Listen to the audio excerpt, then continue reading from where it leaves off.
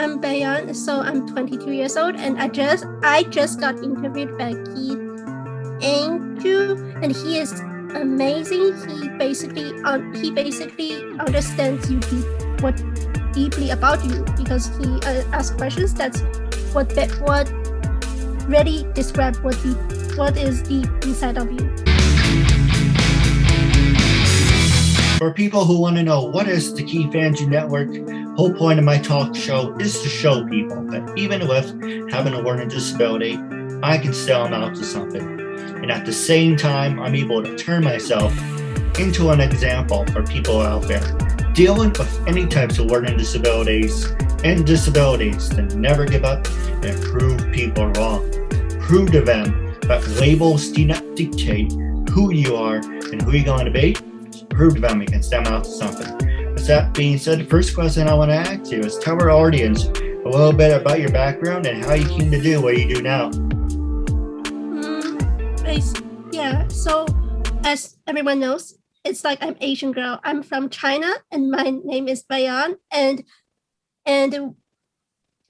I at first I didn't think of the route of acting. It's not even in my radar, because culture background, my parents, they just say that you get a 9 to 5 job. That's what you're gonna do for a living. But they don't know. They want the best, but they don't know what is the best, because they were not you. You're not them. You're your own solid human being. So I try really hard to do different theater for school, because you gotta do something. If you cannot just get into a Brad Pitt movie right now, because that's just no. You have to start at somewhere, and I started at theater. The only biggest part, it's the biggest aha, which is the biggest break for community theater, which a lot of people come to see. It was the one I got the lead in for Disney movie. It's like Mulan, which I got just the solid Mulan. That time I was actually happy, because there are like 40 other Chinese, not even Chinese, Asian girls. They want that, and that time I just like, wow, I'm a genius. It's not really I was like, I'm lucky, but for me, I just feel don't give up, because it's like, even with movies, you never know when's your next break. Just keep going, keep pushing, because there will be one day, maybe 50 years later, you will get your biggest break ever. So yeah, that's what I feel, because you never know what's gonna happen. No, I agree. And now the next one I'll ask you, you mentioned you were auditioning for Mulan, and there was a whole bunch of other women there and girls. So mm-hmm. The question I want to ask you is, what makes you different from the competition? What makes me different? When I was there, that time I was really like, I tried a lot. It's like I even tried a lot. I just don't know why. I just tried different ways. I even joke around, till the minute that the theater teacher told me to say that, Beian, focus. But there are times, I would say something or act like how the character does, because with Mulan is a girl who follow her dream, who is a little bit like make people a headache. That's kind of me on the set, and that time maybe I feel it's that quality of me, make them feel like, yep, you are on, because that's what I feel, because they, I never asked them what make me have that role. That's not the question you ask, but I feel that's the reason why they why they pick me, because there are the Asian girls, which I hide behind the curtain seeing them audition, which I shouldn't be doing, but I was scared. I was like, I don't know, I was scared. So I just hide behind the curtain and I see them, and I was like, okay, they will get it, because they're really calm, they're easygoing, and when they have to be like a little bit mean and badass, they can do it. I was like, but compared with me, I'm always like, I give even theater teacher or slash like choreographer. Yeah, like their part they record the choreography. Little headache, little bit headache, even with the part when they come to Mulan, go to the matchmaker. Give when she almost burned the house. That's and I can act like that. Maybe that's why. That's what I think. What makes me stand out. And even that time they just say that, okay, they just said, can you tone down a bit? But they kept me. Maybe they feel that that's the part of me. They have to teach me how to tone down, because otherwise the theater will explode. Yeah, I think that's a major reason. Because I couldn't think of anything else beside the personality fit. That's true. You always have to pick the right one. And like when I do my interviews, someone has to be, upbeat like yourself, full of energy. You have to feel the chemistry. If you have good chemistry, it's going to be a fun interview. If someone who's born as listen to grass grow or watching paint dry, it's going to be a boring episode. It's going to be really boring. All you're doing is wasting your time. I'll give you an example. When you talk to someone, and just like you're full of energy, I'm not saying you talk a lot, but you talk, that's fine. Other people, you can get the complete opposite. You say, so tell me about your day. And they're like, fine. Okay. Wonderful. And it's like, okay, well, let me tell you about this. Well, what do you think about this lesson? Fine. Okay. Wonderful. It's like I had interviews like that, and they were god awful, because it's kind of like Toy Story, where you have to pull the string and make the person talk. It's like, really, you said you wanted to do the interview, but you're just you won't talk. Yeah, you're just like, okay, good, fine, wonderful. Bye. I hate people like that. I just think they're naturally shy or scared. That's true. It's funny. The other question I want to ask you is, did you do any sports growing up?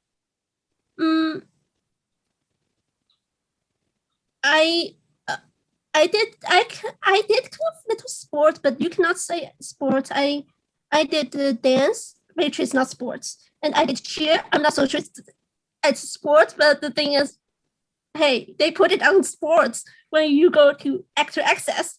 So I see that as sports. You don't know, because there are people see cheerleading as a dance. There are people see cheerleading as a sports. There are people see the dance as a sports. You never know. So I just say, like, I did a little bit cheerleading, and then I did a bit dance, and I did tiny bit of gymnastics back then. It's like when I was like elementary school. It's like long time ago, but there are times I was still trying to do the like basic tumbling, in the home at home, because my parents said that don't go to gym, there will be virus everywhere. So now I will basically just do tumbling in the at home, and till the minute my parents have to say that, ask each other, is there earthquake? Because you were, it's like when you do something, wrong, and then you do different tumbling at the basement, and then they can hear it. They're like, is there earthquake down there? Well, we don't feel it upstairs, Yeah. True. And what about cheerleading that you enjoyed? About cheer? Oh, well, it's just, for me, what makes me enjoy it, it's more about me, because not really about me. It's just there are part of me that there are things only I can do that makes me, really makes me like that makes me really shine, because after the game, every football game, when I walk back to the car, there were, even not even in college, even in high school, not even high school, even college, when you walk back, they will be like, wait, are you that girl at the top of the pyramid? So basically, I was like, wow, I don't even need a big break. I'm already a big break, because they already recognize you, as the girl at the top, which I really enjoy because I got to perform, I got to be the best, and there are parts only I can do because of how light I am, like 88 pounds with 5 feet. That's how light I am. So I can do a lot of things others can't, which put me at a position where I could try different things, try new things, try new ways of doing it because that's the purpose, even with acting, that's the purpose of it. You try different ways, you try to, you after you record it, you see it, you're like, wow, what if I do it a different way? What if I do it another way? What if I do it a way, whatever way? It's just much more fun. That's what makes me like not give up. It's like that what makes me keep going for cheer till the minute like my parents have to take down all the cheerleading posters because they were thinking about they just want to clear the walls, of my room because they will move to a different state one day. So they said that we don't want that. But that there are times I would just cry. I said that they are the best. Whatever, cheerleading girls, or even like they would be like, no, I'm great. We know you love cheer, but a whole room of cheerleaders, you're out of your mind. So yeah. No, I understand. But the thing is, you have to be 110% passionate about doing anything you set your mind to. Are you going to college, and did you want to be a professional cheerleader? For me, I was thinking about it's how to say this. I was thinking about the part. I want to do the things that I love both. For example, with a lot of the movies, like oldest girl movie, like Bring It On. It's like that's my favorite. But the thing is, I see they are not just professional. They're not just good cheerleaders. They're also good actors because they need both for a role. Because you can, if you're only a good cheerleader, but when they have to record the teenager drama, which but when you're not cut for it, you're not gonna get the part. That's why I just feel I want to do both. And I was thinking about, always submit for I'm not saying always, try to find the movies that like part of cheer, part of dance, and then part of acting. Then if there are movies that combine, cheer and acting together, that's great, because if I got it, I can do both. There's no harm, but it's not like I have to have a movie that's about cheerleading. That's what I mean. It's like you don't have to be like that. You said that, oh, I only want to audition for cheerleading movies. I only want that. I only want to play the girl who is at the pep rally at the top of the pyramid. I'm not like that. I love both. So, but I want both of them to be in my life. But it doesn't mean I'm aiming for only, I'm only aiming for a movie that related to cheer. That doesn't make sense. No, I understand. So the other one you mentioned, the pyramid choice, and obviously people know me, I have the human pyramid challenge. So what about the pyramids that you like? Excuse me? Oh, you mentioned the cheerleading pyramids in the pyramids. So what exactly about those that you enjoy? Oh, what part of it I enjoy the most? Yes. It's just, I remember that there are times, it's not really enjoy. It's like there are times where I did something that's almost I feel really bad for it, but it's kind of make other girls like laugh a little bit. It's that they told you to do like a cheerleading move where it's called a scorpion, which you pull the leg from your back and up to your head, above your head, which only the professional gymnast can do it. Which I did already. In the past, I was a gymnast when I was in elementary school, so it's all the way back. And then there's once when I did it, I kicked the girl at the bottom, at the face. At that time, I know it hurts. It probably hurts. But the thing is, that time, I don't know how, she said that I kicked her to the minute she got the nosebleed. I don't know, what did I do? I don't know, because that time there's music on, I was like, yeah, rock it. I was having fun. I was like, yeah, scorpion, change to bow and arrow, change. Then when I come down, I was like, wait a minute, what is blood on my shirt? And I was like, did I kill anyone from it? It's just fun. But the thing is, when I did all those moves, when I come down, I was like, oh, oopsie. I didn't know I kicked you. But let's get on with. But that time, I apologize. I record. I have to record everything for her for the extra rest of the practice, and I take her to the school nurse. That's like, oh, we will be closing 10 minutes. After school practice, or morning. When in college, they usually don't open till 6. It depends on college. My college open till 6. I'm like, yeah, for the emergency reason. Then then that's the part which I enjoy the most. It's like I got to do different crazy things. Where I got to do crazy things and go along with the music. Because at that time when you're practicing,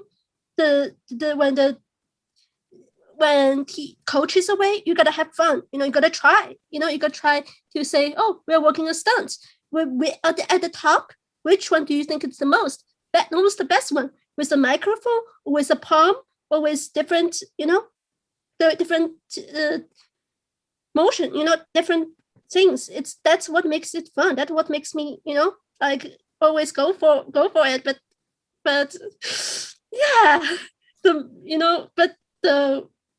the part that's not that fun, which makes some people would laugh, it's that yeah, I kid almost 3 girls total in my true life, 3 girls, and one and until the moment I remember, there's one girl I when she catch me, I hit her head and she got the concussion from it, and I feel really bad. And then I got the bruise, on my elbow, because when I fall, it's like I fall, but that time, it's like I didn't know what's going on, and I hit her at the head, and then I just hear her ouch. I was like, I was looking around. I was like, wait a minute, which flyer fall? Which one? We're doing this, 5 stunts. I'm like, which one? Which? I was like, you fly for 4 years in your life in high school. It's like you're in college. You're like, you fly for 4 years. Is this a joke? But then when I look back, I was like, okay, I hit my own. It's her. It's my own base. It's the base. The people who I hit, I was like, but they deep down, I just keep my mouth shut. I was like, yep, it's fun, but. Did you ever get the chance, when you were doing those pyramids, did any of them collapse and you guys fall into a big pile?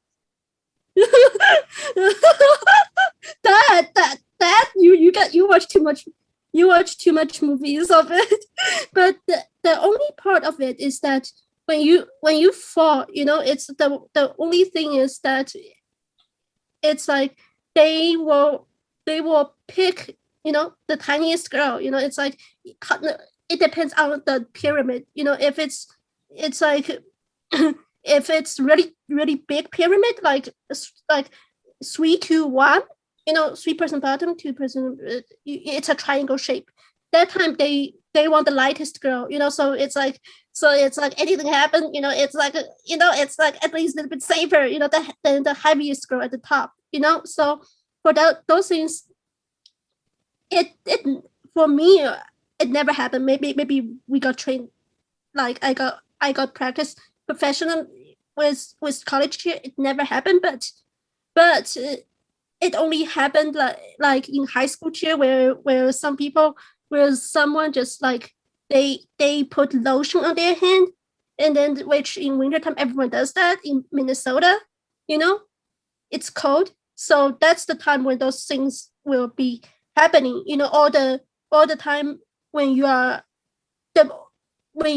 like in a cold winter where your hands are so cold, but you still have to do the pyramid. That's the time, it's like that it has a higher risk of people, the pyramid just collapse, because not all girls are like, yeah, we can stand it. And then the thing is, a lot of time those like track, football track, they could just be like 2 days of ice melted, then it could be cold, and that's the time, it's like it's more risky for those things to happen, because for me it's actually happened in college cheer once, because once there's a girl who is even more tinier than me. I'm sure that time I understand. At first I was like, you cannot even catch a girl, but that time I can understand their pain, because when I picked up that girl's feet, the shoes, I was like, jeez, like, your feet are freezing, you just don't know. You're just like, just yeah, that's not fun. It's just, that's the only time I remember when things go wrong with cheer, especially outside, but when you are, but if the weather is hot, weather is normal, outside is a great advantage, because a lot of people were just, a lot of guys, even I know a lot of football players from college, they would just look under the cheerleader skirt. I don't know why. It's disgusting, but they just look at the skirt. I was like, because I know people, because there are girls who poke on my shoulder, say that, you guys are looking at, I'm like, yeah. I'm like, yeah, let them look. We are applaud. Just keep watching. We don't care. Just keep watching. That's true. And then what we were talking about off the air is, how did you find your agent? For me, I found scammers all the time. Oh, pay me $200 and I will represent you. You have to pay me this and I can get you on TV. So I met people you have to pay. There's things on Instagram like, oh, we can get you featured on any hit show, Fox, CNN, give me 20 minutes, and it all ends with people say, give me money. No, give me money, and we will put you on TV. But the biggest thing is, you do not pay people to represent you. So the question I want to ask you, with the wrapping up on the show, is, how did you find the right people? For me, it's about knowing this world, because not everything you can buy with money. It's about people It's also about what you can offer, what makes you unique.